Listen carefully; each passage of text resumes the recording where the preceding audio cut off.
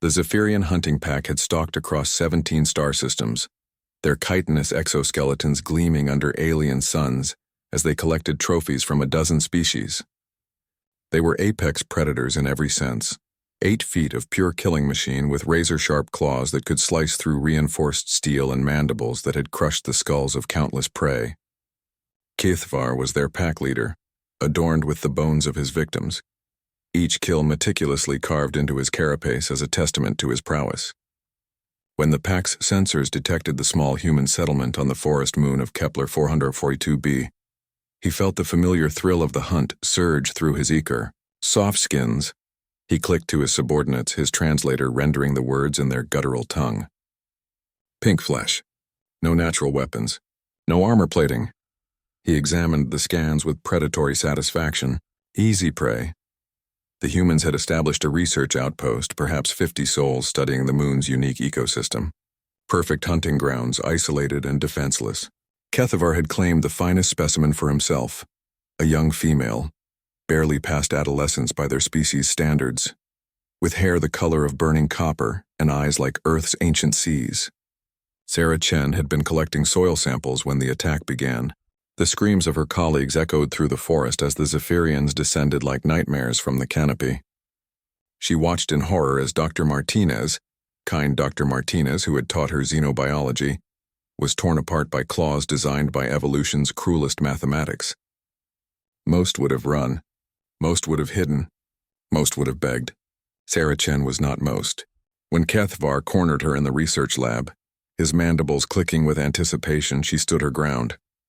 The predator was twice her height, his exoskeleton scarred from 100 victories, his claws still dripping with the blood of her friends. "You will make a fine trophy, soft skin," he hissed, savoring the moment. "Your skull will sit beside the greatest warriors of the galaxy."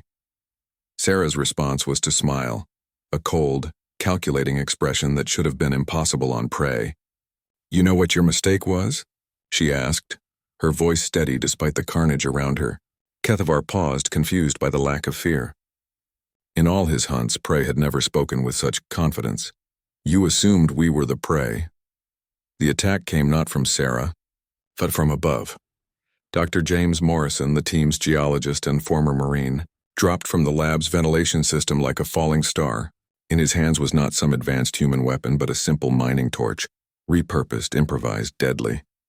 The superheated plasma beam struck Kethvar's left eye cluster, and for the first time in his predatory life he screamed in genuine pain. "Now, Sarah?" Morrison shouted. What happened next would be studied in Zephyrian military academies for generations, if any Zephyrians had survived to establish them. The human girl moved like liquid lightning, diving beneath the wounded predator's claws and emerging with a vial of concentrated sulfuric acid from the lab supplies. The acid ate through Kethvar's exoskeleton like it was paper, but that was only the beginning. The other Zephyrians, drawn by their pack leader's screams, found themselves facing not cowering prey, but a coordinated human response. Dr. Elizabeth Harper had weaponized the facility's atmospheric processors, turning them into makeshift flamethrowers.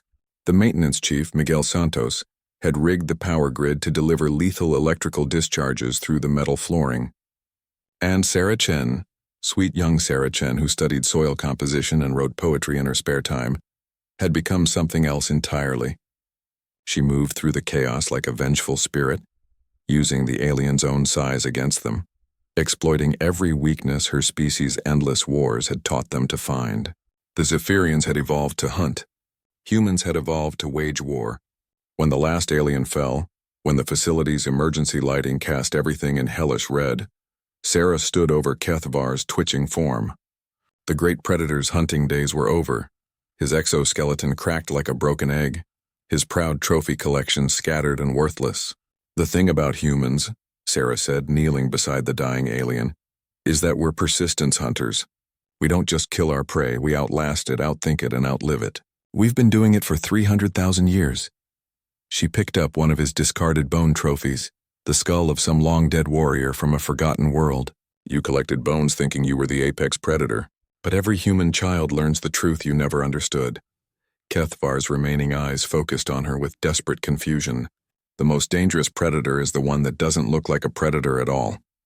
The Zephyrian hunting guild waited for 3 cycles for Kethvar's pack to return. When their bodies were finally discovered by a passing trade vessel, the guild's hunters found something that chilled their ichor.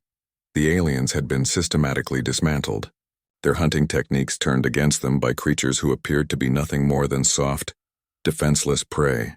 The official report was buried in the guild's archives, classified beyond the highest security levels.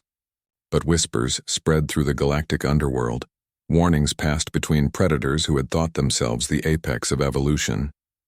Stay away from the humans. They don't just fight back, they win. Sarah Chen returned to her soil samples the next day, humming softly as she worked. After all, she had research to complete, and the universe's assumption that humans were prey had just been permanently corrected. The hunt was over. Humanity had won again.